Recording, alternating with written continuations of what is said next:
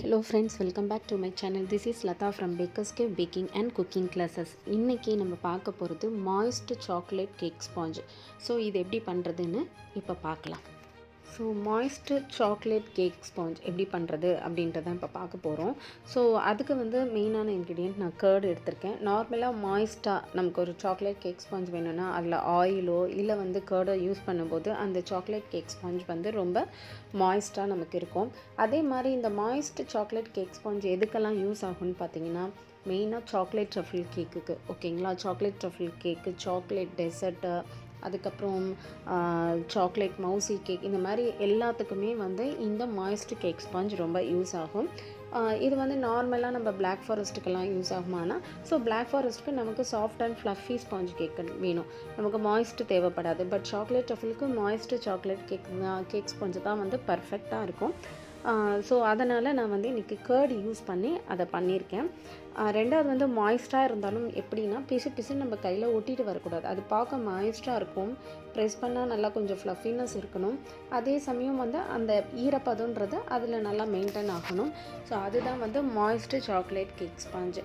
So இப்போ நம்ம வந்து எப்படி பண்ணுறதுன்றது பார்க்கலாம். அதுக்கு முன்னாடி வந்து இந்த கர்டு யூஸ் பண்ணி பண்ணுறோம் இல்லையா, எப்போவுமே வந்து கர்டு வந்து நார்மல் ரூம் டெம்பரேச்சரில் யூஸ் பண்ணுங்கள். அதே மாதிரி நார்மல் கர்டு, ஓகேங்களா. ரொம்ப புளிப்பு தயிர் யூஸ் பண்ணாதீங்க. அதே மாதிரி கெட்டியான திக் கர்ட் யூஸ் பண்ணாதீங்க. யூஸ் பண்ணிங்கன்னா என்ன ஆகும்னா கேக் வந்து சீக்கிரம் ஸ்மெல் வர ஆரம்பிச்சிடும், ஓகேங்களா. ஸோ நெக்ஸ்ட்டு வந்து இந்த கேக்குக்கு வந்து ஷெல் லைஃப் பார்த்திங்கன்னா வெளியில் வச்சிங்கன்னா அப் டு 2 days, ஃப்ரிட்ஜில் வச்சிங்கன்னா அப் டு 4 days, அவ்வளவுதான். ஸோ நீங்கள் அதே மாதிரி வெளியில் வெறும் ஸ்பாஞ்சாக சாப்பிட போகிறீங்க அப்படின்னாலும் சரி, இல்லை ஃப்ரிட்ஜில் வச்சும் ஸ்பாஞ்சாக சாப்பிட போகிறதா இருந்தாலும் சரி, டபுள் ரேப் பண்ணுங்கள், ஓகேங்களா. டபுள் ரேப்னால் கிளிங் ரேப் பண்ணி வைங்க. இல்லைனா அந்த மாய்ஸ்ட் எல்லாம் வந்து ட்ரை ஆகிடும். அப்புறம் என்ன ஆகும்னா கேக் வந்து ரொம்ப ட்ரை ஆகிடும், ஓகேங்களா. ஸோ இப்போ வந்து நம்ம என்னென்ன இன்க்ரீடியன்ட்ஸ் வேணும்னு பார்க்கலாம். நான் மைதா வந்து 1 cup + 1/4 cup எடுத்திருக்கேன். செகண்டு பவுடர் சுகர் 1 cup எடுத்திருக்கேன். நம்மளுடைய நார்மல் கிரானுலேட்டட் சுகர் இருக்குல்ல, அதை நான் வந்து பவுடர் பண்ணி எடுத்திருக்கேன். ஆஃப் கப் வந்து கர்ட் அண்ட் மில்க் எடுத்திருக்கேன். ரெண்டுமே இது ரூம் டெம்பரேச்சர் தான், ஓகேங்களா. அடுத்தது 1/4 cup கொக்கோ பவுடர் எடுத்திருக்கேன், ஓகேங்களா. நீங்கள் வந்து லைட் கொக்கோ பவுடராக இருந்தால் எக்ஸ்ட்ரா 1 tablespoon ஆட் பண்ணிக்கோங்க. எப்போவுமே வந்து நம்ம எவ்வளோ மைதா யூஸ் பண்ணுறோமோ அந்த மைதாலேருந்து அப் டு 20% வரைக்கும் நம்ம கொக்கோ பவுடர் யூஸ் பண்ணலாம். அதுக்கு மேலே நிறைய யூஸ் பண்ணக்கூடாது, ஓகேங்களா. ஃபார் எக்ஸாம்பிள் 200 grams நான் மைதா எடுத்தேன்னா அப் டு 40 grams வரைக்கும் நம்ம கொக்கோ பவுடர் எடுக்கலாம். பட் இப்போ நான் எடுத்துருக்கிறது 1/4 cup. Next vanilla essence. Vinegar வந்து நான் 1 teaspoon எடுத்திருக்கேன். 1/2 teaspoon baking soda, 1 teaspoon baking powder. So இப்போ இதை எப்படி பண்ணலாம் அப்படிங்கிறத பார்க்கலாம். ஸோ மெஷர்மெண்ட்டை நான் டிஸ்கிரிப்ஷன் பாக்ஸில் கொடுக்குறேன், பார்த்துக்கோங்க. ஸோ இப்போ நம்ம ஸ்டார்ட் பண்ணுறதுக்கு முன்னாடி நம்ம வந்து டின்னை வந்து க்ரீஸ் பண்ணி வச்சுக்கோங்க. நான் யூஸ் பண்ணியிருக்கிறது வந்து 7 inch ரவுண்டு டின், ஓகேங்களா. அதில் வந்து பட்டர் போட்டு நான் மைதா டஸ்ட் பண்ணி வச்சுருக்கிறேன். நீங்கள் வேணும்னா பார்ச்மெண்ட் பேப்பர் யூஸ் பண்ணி நீங்கள் ரெடி பண்ணி வச்சுக்கோங்க. பட் பிஃபோர் நம்ம ஸ்டார்ட் பண்ணுறதுக்கு முன்னாடி 2 விஷயம் பண்ணணும். ஒன்று டின்னை க்ரீஸ் பண்ணணும், இன்னொன்று வந்து நம்ம கடாயை ப்ரீஹீட் பண்ணணும். இன்றைக்கி நான் பண்ண போகிறது வந்து வித்தவுட் ஓவன், ஓகேங்களா. கடாயில் நான் பண்ண போகிறேன். ஏன்னா நிறைய பேர் என் கிளாஸ்க்கு என்கொயரி பண்ணுறவங்க கூட கேட்குறது ஓடிஜி இல்லைன்னா பண்ண முடியாதான்னு கேட்குறீங்க. ஸோ ஓடிஜினா என்ன, அது வந்து ஒரு ட்ரை ஹீட், ஓகேங்களா, அவ்வளோதான். ஸோ அந்த மாதிரி நம்ம கடாயிலே வச்சு அந்த ஹீட் வெளியே போகாமல் உள்ளேயே வச்சு கேக் ஈஸியாக பண்ணலாம். வாங்க பார்க்கலாம். இதுதான் வந்து கடாய் நான் பேக்கிங்க்குன்னு வச்சுருக்கிறது. திக் பாட்டம் கடாய். நீங்கள் வேணும்னா உங்கள்கிட்ட திக் பாட்டம் வெசல் இருந்தால் கூட வைக்கலாம், ஒன்றும் இல்லை. அதில் இந்த மாதிரி ஒரு ரிங் வச்சுடுங்க. வச்சுட்டு அதுக்கு மேலே உங்களுடைய கேக் டின்னை வச்சுட்டு நல்லா அந்த ஹீட் வெளியில் வராத மாதிரி ஒரு மூடி போட்டு மூடிடுங்க, ஓகேங்களா. ஸோ அது வெளியே வரக்கூடாதுன்னு சொல்லிட்டு அந்த இதெல்லாம் பண்ணி அந்த லிட்டை வந்து மோல்ட் பண்ணி எல்லாம் நீங்கள் பண்ணணும்னு அவசியம் கிடையாது. ஜஸ்ட் இப்படி க்ளோஸ் பண்ணி வைங்க போதும், ஓகேவா. ஸோ அந்த ஹீட்டு வெளியில் வரக்கூடாது. எப்படி ஓடிஜியில் வந்து அந்த ஹீட் உள்ளேயே மெயின்டைன் ஆகி பேக் ஆகுதோ அதே மாதிரி தான் கடாய்க்குள்ளேயும் அந்த ஹீட்டு மெயின்டைன் ஆகி பேக் ஆகணும். இப்போ நான் கடாயை வந்து மீடியம் ஃப்ளேமில் ப்ரீஹீட் பண்ண வச்சுட்டேன். 10 minutes அது ப்ரீஹீட் ஆகட்டும். அதுக்குள்ளே நம்ம வந்து இன்க்ரீடியன்ட்ஸை மிக்ஸ் பண்ணிக்கலாம். ஓகேங்களா, கேக் பேட்டர் ரெடி பண்ணிக்கலாம். ஸோ ஃபஸ்ட்டு நான் வந்து அந்த 1/2 கப் மில்கில் நான் 1 டீஸ்பூன் வினிகர் போட்டு நான் தனியாக எடுத்து வச்சிடுறேன். மில்க் கர்டல் ஆகட்டும்.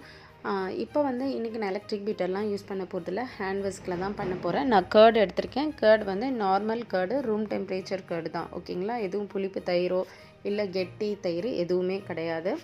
ஸோ இதை நல்லா ஹேண்ட் விஸ்க்லேயே வந்து நல்லா ஃப்ளஃபியாக பீட் பண்ணிக்கோங்க. ஓகேங்களா, ஸோ நம்ம கேர்டு யூஸ் பண்ணி பண்ணுறதுனால எலக்ட்ரிக் பீட்டர் ரொம்ப தேவைப்படாது. பட்டர்னால் நமக்கு கொஞ்சம் கையில் அடிக்கிறதுக்கு டைம் கிடைக்கும், அதாவது டைம் எடுக்கும். அதனால் நம்ம எலக்ட்ரிக் பீட்டர் யூஸ் பண்ணுவோம். ஸோ இது கேர்டு யூஸ் பண்ணுறதுனால நமக்கு ஹேண்ட் விஸ்கே போதும். ஸோ இப்போ பாருங்கள், இதுவே நல்லா வந்து ஃப்ளஃபியாக நல்லா பீட் பண்ணிட்டேன். ஸோ இது கூட அந்த மில்க் இருக்கு இல்லையா, அதையும் போட்டு நல்லா மிக்ஸ் பண்ணிக்கிறேன், பீட் பண்ணிக்கிறேன். அதே மாதிரி இது பீட் பண்ணி முடிச்சோடனே இது கூட நம்ம பவுடர் சுகரை கொஞ்சம் கொஞ்சமாக போட்டு நம்ம பீட் பண்ணணும். ஓகேங்களா, மொத்தமாக போட்டு பீட் பண்ணால் என்ன ஆகும்னா அது அப்படியே அந்த பவுடர் இல்லையா மேலெல்லாம் பறக்கிற மாதிரி இருக்கும். ஓகேங்களா, ஸோ ஒரு 3 பேட்சஸாக வந்து நல்லா அந்த சுகரை போட்டு நம்ம பீட் பண்ணிக்கலாம். ஸோ வெண்ணிலா எசன்ஸையும் சேர்த்துட்டேன். எப்போவுமே வெட் இன்க்ரீடியன்ஸை ஃபஸ்ட்டு முடிச்சிடுங்க. அதுக்கப்புறம் இது கூட நான் வந்து சுகர் ஆட் பண்ணிக்கிறேன். நமக்கு லாஸ்ட்டில் பேட்டருக்கு வந்து சப்போஸ் வந்து ரொம்ப திக் கன்சிஸ்டன்சி இருந்தால் அப்போ நம்ம வந்து ஒரு warm water 1 table spoon R 2 table spoon மட்டும் ஆட் பண்ணிக்கிட்டால் போதும். ஓகேங்களா, நான் ஏன்னா அந்த இன்க்ரீடியன்ட் லிஸ்ட்டில் அது சொல்லலை நான். ஸோ இப்போ இதை நல்லா நான் வந்து 3 பேட்சாக போட்டு நல்லா பீட் பண்ணிவிட்டு நெக்ஸ்ட்டு நம்ம என்ன பண்ணலாம் அப்படின்றத பார்க்கலாம். ஸோ இப்போ இதை நல்லா பீட் பண்ணிவிட்டேன். இது கூட நான் ட்ரை இன்க்ரீடியன்ட்ஸ் ஆட் பண்ண போகிறேன். இது கூட மைதா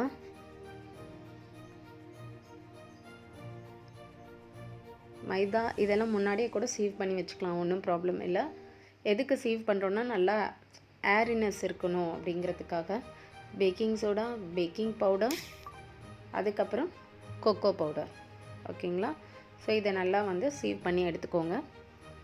நான் வந்து டார்க் கொக்கோ பவுடர் ஆட் பண்ணியிருக்கேன். நீங்கள் லைட் கொக்கோ பவுடர் ஆட் பண்ணுறதா இருந்தால் கூட ஒரு 1 டேபிள் ஸ்பூன் எக்ஸ்ட்ரா எடுத்துக்கலாம். இந்த கொக்கோ பவுடரோட இதை பொறுத்து கூட நமக்கு அந்த எக்ஸ்ட்ரா கொஞ்சம் அந்த 1 table spoon 2 table spoon water வந்து தேவைப்படும். இப்போ வந்து இதை நல்லா மிக்ஸ் பண்ணிக்கலாம். ஸோ இந்த பேட்டர் ரெடி பண்ணுறது ரொம்ப ஈஸி தான். ஹேண்ட் விஸ்க்லேயே சீக்கிரமாக குயிக்காக ரெடி பண்ணிடலாம். ஸோ மாய்ஸ்ட்டு சாக்லேட் கேக் ஸ்பாஞ்சுனா மேலே பார்க்குறதுக்கு மாய்ஸ்ட்டாக இருக்கும், உள்ளேயும் வந்து கொஞ்சம் நல்லா அந்த க்ரம்பிள்டாக நல்லா ஃப்ளஃபியாக நல்லா சாஃப்டாகவும் இருக்கும். அதே மாதிரி பார்க்குறதுக்கும் மாய்ஸ்ட்டாக தான் தெரியும். ஸோ அதுதான் மாய்ஸ்ட்டு சாக்லேட் கேக் ஸ்பாஞ்ச். நான் இன்னொரு video normal chocolate cake sponge போடுறேன், எக்லெஸ்து. ஸோ நிறைய ஸ்பாஞ்ச் கேக்லேயே நிறைய வெரைட்டிஸ் இருக்குது, நிறைய இன்க்ரீடியன்ட்ஸ் வச்சு யூஸ் பண்ணலாம். ஸோ பட் அதெல்லாம் எதுக்கு யூஸ் பண்ணணும், எந்த மாதிரி அக்கேஷனுக்கு நம்ம யோசிக்கணும். வச்சு சாப்பிடணும் 3 days 4 days வச்சு சாப்பிட்ணுன்னா கண்டென்ஸ்டு மில்கில் செய்யலாம். ஒரு நாள் போதும், ஒரு நாளே பரவாயில்ல அப்படின்னா ஸோ கொஞ்சம் சாஃப்ட் அண்ட் ஃப்ளஃபியாக வேணும்னு நினச்சிங்கன்னா கேர்டு யூஸ் பண்ணலாம். நார்மலாக கேர்டு வந்து எக்குக்கு சப்ஸ்டியூட் தான். ஓகேங்களா, எப்படி வந்து ஒரு எக்கு வந்து நம்ம வச்சு பண்ணுறோமோ எப்படி சாஃப்ட் அண்ட் ஃப்ளஃபியாக வருதோ அதுக்கேற்ற மாதிரி தான் கேர்டு யூஸ் பண்ணாலும் சாஃப்ட் அண்ட் ஃப்ளஃபியாக வரும். பட் அது கூட நம்ம மில்க்கு அதர் இன்க்ரீடியன்ட்ஸ் ஆட் பண்ணுறதை பொறுத்து அது அந்த மாய்ஸ்ட் வந்து மெயின்டைன் ஆகும். ஸோ இப்போ வந்து கேக் பேட்டர் ரெடி ஆகிடுச்சு. கடாயும் ப்ரீ ஹீட் ஆகிட்டுருக்கு. ஓகேங்களா, ஸோ இதை டின்னில் ஊற்றிட்டு நல்லா டேப் பண்ணிவிட்டு நம்ம கடாயில் வச்சிடலாம். நான் 1 டேபிள் ஸ்பூன் வார்ம் வாட்டர் மட்டும் ஆட் பண்ணிக்கிறேன். ஏன்னா கொஞ்சம் வந்து ரொம்ப திக்காக இருக்குது. ரொம்ப திக்காக இருந்தால் என்ன ஆகும்னா கிராக்ஸ் விழும். ஓகேங்களா, ரொம்ப திக் பேட்டர் யூஸ் பண்ணும்போது சீக்கிரம் கிராக்ஸ் விழுந்துடும். அதனால தான் வந்து நான் இது கொஞ்சம் ஆட் பண்ணுறேன். ஸோ இது மாய்ஸ்ட் கேக்குன்றதுனால நமக்கு கிராக்ஸ் வரக்கூடாது. ஸோ இப்போ வந்து நம்ம இதை கேக் டின்னில் போர் பண்ணி ப்ரீ ஹீட்டட் கடாயில் 45 minutes வச்சு மீடியம் ஃப்ளேமில் பேக் பண்ணலாம். அதே மாதிரி நீங்கள் வந்து கேக் டின்னில் இந்த பேட்டர் போடும்போது சென்டராக போடுங்க, அப்போ தான் அது ஈவனாக ஸ்ப்ரெட் ஆகும்.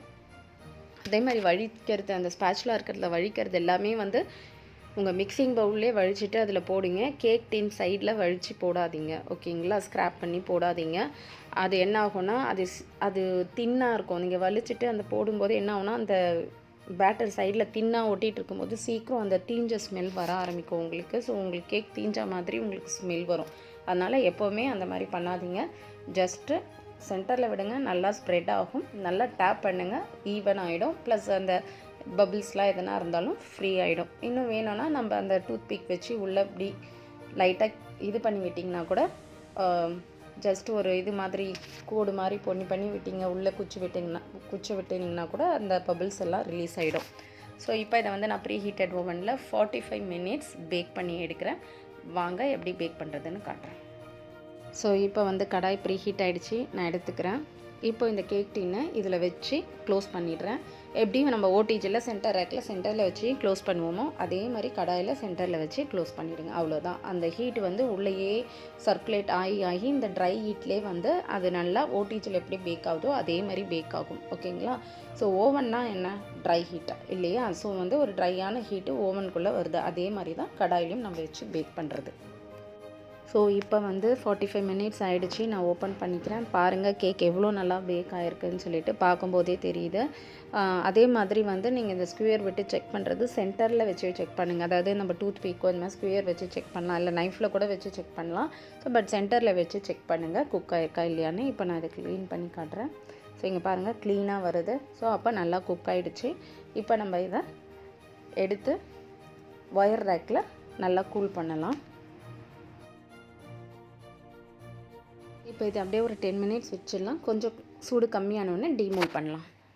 ஸோ இப்போ 10 மினிட்ஸ் ஆகிடுச்சு. இதை நான் டீமோல் பண்ணிக்கிறேன். ஸோ டீமோல் பண்ண முன்னாடி நம்ம இதை வந்து சைடில் ஸ்க்ராப் பண்ணி டிமோல் பண்ணிக்கலாம். ஸோ இப்போவும் அது சூடாக தான் இருக்கும். பட் ஆனால் நம்ம அப்படியே இது உள்ளே விட்டோன்னா உள்ளே அடியில் அப்படியே தண்ணி விட்ட மாதிரி ஆகிடும், ஓகேங்களா? அந்த மாதிரி ஆகக்கூடாது. ஸோ அதனால் நம்ம 10 மினிட்ஸ் கழித்து நீங்கள் டீமோல் பண்ணிவிட்டு இந்த மாதிரி ஒயரிங் ரேக்கில் வச்சு கூல் பண்ணுங்கள். ஏன்னா கீழ் பக்கமும் வந்து காற்றுங்க போகணும். அந்த கேக் ஃபுல்லாக நாலா பக்கமும் காற்று போனால் தான் நல்லா ரூம் டெம்பரேச்சருக்கு நல்லா வந்து கூல் ஆகும். இல்லைனா ஒரு பக்கம் மட்டும் காற்று போய் கீழே ஒரு பிளெயின் டின்னில் அந்த மாதிரி வச்சு நீங்கள் இது பண்ணிங்கன்னா வந்து கூல் பண்ணிங்கன்னா அடியில் ஒட்டிக்கும், இல்லைனா வந்து தண்ணி விட்டா மாதிரி ஆகிடும். எப்போவுமே வந்து எப்படி கேக் டின்னில் மேல் போர்ஷன் இருக்கோ அதே மாதிரி போர்ஷனை மேலே வச்சுடுங்க, ஓகேங்களா? இதை நீங்கள் திருப்பி போட்டு கூல் பண்ணிங்கன்னா ஒயரிங் ரேக்காக இருந்தாலும் சரி, நார்மல் டின்னாக இருந்தாலும் சரி, அந்த மேல் பாகம் ஈஸியாக வந்து அதில் ஒட்டிக்கும், ஓகேங்களா? ஸோ நீங்கள் நினச்சிட்ருப்பீங்க நல்லா கூல் ஆகுதுன்னு, எடுக்கும்போது என்ன ஆகும்னா அது அப்படியே மேல் போர்ஷன் கொஞ்சம் அந்த ஒயரிங் ரேக்லேயோ டின்னுலேயோ ஒட்டிக்கும், ஓகேங்களா? ஸோ டின்னில் வச்சாலும் இந்த மாதிரி மேல் போர்ஷன் மேலே இருக்கணும். டின் மோஸ்ட்லி யூஸ் பண்ணாதீங்க.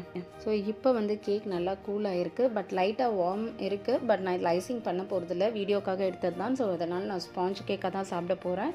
அதனால் நான் வந்து கட் பண்ணிக்கிறேன். ஏன்னா ஸ்லைஸ் கேக்காக பண்ணும்போது நம்ம உள்ளெல்லாம் நல்லா ஆறி இருக்கணும். இல்லைனா ஸ்லைஸ் பண்ணும்போது அப்படியே அந்த கேக் வந்து கட்டாய் வரும், நிறைய க்ரம்பிள்ஸ் வந்து வெளியில் வரும். ஸோ அதனால தான். ஸோ பாருங்கள், பார்க்கும்போதே மேலே எவ்வளோ மாய்ஸ்ட்டாக இருக்குதுன்னு சொல்லிட்டு. நார்மலாக ஆயில் கடலாம் யூஸ் பண்ணிங்கன்னா மேலே மாய்ஸ்ட்டாக தான் இருக்கும். இப்போ வந்து இந்த மாதிரி ஒரு ப்ரெட் நைஃப் எடுத்துக்கோங்க. கேக் நைஃப்னு ஒன்று இருக்கும், இந்த இடத்துல சொரன்னு இருக்கும், வி ஷேப்பில் ஒரு ஜிக்ஸாக்ல இருக்கும். அது யூஸ் பண்ணாதீங்க. அது யூஸ் பண்ணிங்கன்னா மோஸ்ட்லி வந்து கேக்லாம் வந்து ஸ்லைஸ் பண்ணும்போது உதிரியாக அப்படியே வந்து அந்த கேக் வந்து கட்டாகி வர ஆரம்பிக்கும். ஸோ இதுதான் வந்து பெர்ஃபெக்டாக இருக்கும், இந்த நைஃப் தான். ஸோ நம்மளுடைய moist chocolate cake sponge ready ஆகிடுச்சு பாருங்கள். எவ்வளோ அந்த ஓட்டையாக அந்த ஏர் பபிள்ஸ் இருக்கிறது. ஸோ பார்க்குறதுக்கே வந்து அந்த ஸ்பாஞ்ச் கேக் எப்படி இருக்குது பாருங்கள். நம்ம பேக்கரியிலலாம் வாங்குற மாதிரி இருக்கும். இங்கே பாருங்கள், இப்படி ப்ரெஸ் பண்ணி விட்டோன்னா அது வந்து பேக் டு த ஃபார்ம் வந்துடணும். அப்போ தான் வந்து கேக் ஃபுல்லாக பேக் ஆகிருக்குதுன்னு அர்த்தம். நீங்கள் அமுத்திட்டு அப்படியே விட்டு அது அப்படியே அமுங்கிடுச்சுன்னா கண்டிப்பாக அது வேகலை, உள்ள மாவாக இருக்கிறதுனால தான் அது ஒட்டிக்குதுன்னு அர்த்தம், வேறு எதுவுமே இல்லை. ஸோ பாருங்கள், நல்லா அமுக்கி விட்டோன்னா ரிட்டன் பேக் வந்துடுது. அதே மாதிரி இது மாய்ஸ்ட்டாக இருந்தாலும் நம்ம கையில் பாருங்கள் ஒட்டவே ஒட்டாது, ஓகேங்களா? ஸோ இதுதான் moist chocolate cake sponge. So chocolate truffle cake செய்கிறதுக்கு இது ஒரு பெர்ஃபெக்டான cake sponge recipe. Not only for chocolate truffle, dessert in jar, இந்த மாதிரி வந்து சாக்லேட் மவுசி கேக்ஸ் பண்ணுறதுக்கு இது எல்லாத்துக்குமே ரொம்ப பெர்ஃபெக்டான கேக் ஸ்பாஞ்ச் இது. ஸோ உங்களுக்கு என்னோடய வீடியோ பிடிச்சிருக்கோன்னு நினைக்கிறேன். ஸோ பிடிச்சிருந்தால் லைக் பண்ணுங்கள், ஷேர் பண்ணுங்கள், சப்ஸ்கிரைப் பண்ணுங்கள். பிளேட்டில் மாற்றிக்கிறேன். சர்விங் பிளேட்டில் மாற்றிட்டேன். ஸோ எவ்வளோ நல்லாயிருக்கு பாருங்கள். நீங்களும் வீட்டில் குழந்தைங்களுக்கும் பெரியவங்களுக்கும் உங்களுக்கும் டீ டைமில் கூட நம்ம வெறும் ஸ்பாஞ்ச் கேக்காக சாப்பிட்ணுன்னா இது செஞ்சு சாப்பிட்லாம். ரொம்ப சாஃப்ட் அண்ட் டெலிஷியஸாக இருக்கும். ட்ரை பண்ணுங்கள். எப்படி வந்ததுன்னு கமெண்ட் செக்ஷனில் கமெண்ட் பண்ணுறேன்.